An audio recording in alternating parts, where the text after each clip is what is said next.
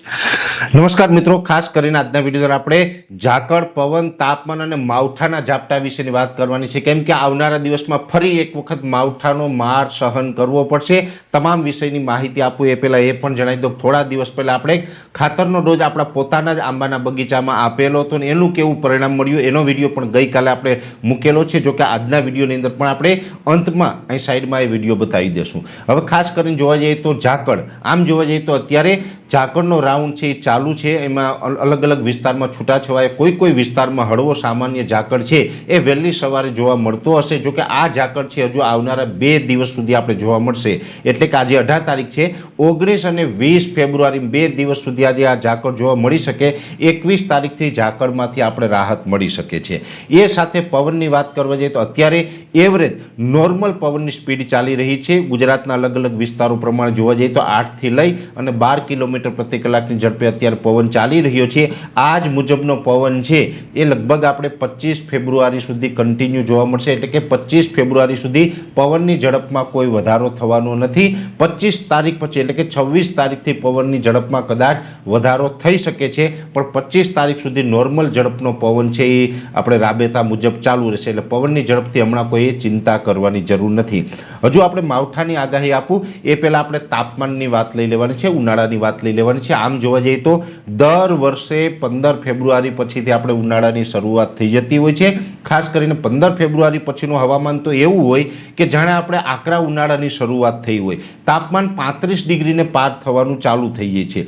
પણ આ વર્ષની વાત કરવા જઈએ તો આ વર્ષે હજુ પણ એવું ખાસ તાપમાન જોવા મળ્યું નથી. હા, એક ચોક્કસથી છે કે અમુક વિસ્તારની અંદર સામાન્ય આપણે થોડુંક ઊંચું તાપમાન જોવા મળ્યું હશે. રાત્રે આપણે શિયાળા જેવો અહેસાસ થાય, દિવસના બપોરના ટાઈમે થોડુંક ઉનાળાની ઝળક આપણે જોવા મળતી હશે. પણ જે હાઈ ટેમ્પરેચર થવું જોઈએ એ ફેબ્રુઆરીનું હાઈ ટેમ્પરેચર નથી જોવા મળ્યું. ખાસ કરીને રેગ્યુલર ફેબ્રુઆરીની 15 તારીખ પછી જે તાપમાન હોય એના કરતાં 2 ડિગ્રી તાપમાન અત્યારે નીચું ચાલી રહ્યું છે. જોકે આમ તો શરૂઆતથી જ આપણે એક અનુમાન હતું કે આ વર્ષે શિયાળો લંબાઈ શકે છે. એ જ મુજબનો શિયાળો આ લંબાયો છે અને સમગ્ર ફેબ્રુઆરી મહિના દરમિયાન હજુ પણ ફેબ્રુઆરીના જે 10 દિવસ બાકી છે, 10 દિવસ દરમિયાન આપણે કોઈ હાઈ ટેમ્પરેચર જોવા મળે તેવી શક્યતાઓ નથી. એટલે માર્ચ મહિનાથી જ આમ તો ઉનાળાની શરૂઆત થવાની છે. હજુ આપણે શિયાળુ પવન અને શિયાળુ હવામાન ચાલુ રહેશે. હા, એક ચોક્કસ છે કે અલગ અલગ વિસ્તારમાં કોઈ જગ્યાએ બપોરના ટાઈમે થોડુંક તાપમાન જોવા મળશે, છતાં પણ એ 35 ડિગ્રીની અંદર હશે.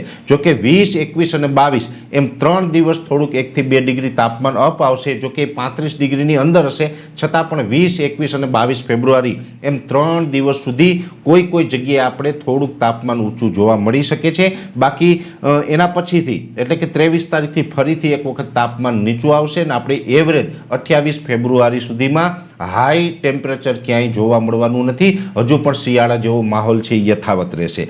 જોકે આપણે આ માહોલ વચ્ચે એક બીજા માઠા સમાચાર એ પણ છે કે કોઈ જગ્યાએ માવઠાના ઝાપટા પડવાની શક્યતાઓ છે.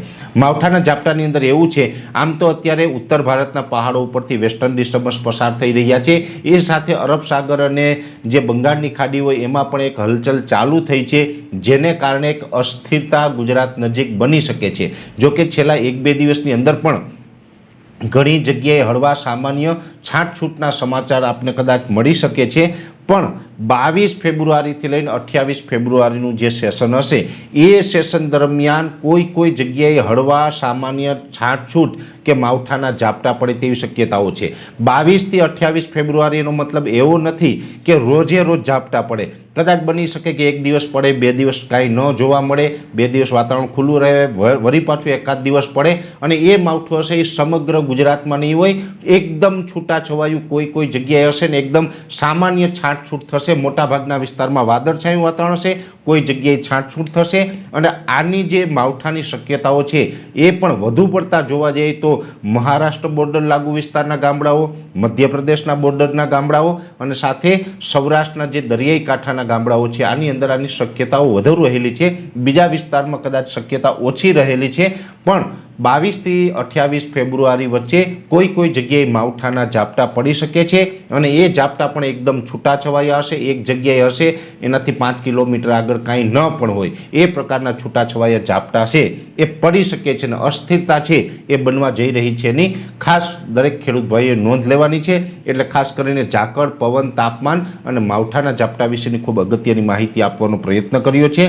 વિશેષ માહિતી નેક્સ્ટ વિડીયોમાં આપવામાં આવશે। આ સાઈડમાં વિડીયો દેખાય એની અંદર બાગાયતી પાકની પણ આપણે ખાતર વિશેની ખૂબ અગત્યની માહિતી આપી છે। દરેક મિત્રોએ વિડીયો લાઈક આપીને દરેક ગ્રુપમાં શેર કરી દેવો, યુટ્યુબને સબસ્ક્રાઈબ કરજો અને ફેસબુકને ફોલો કરજો। નમસ્કાર।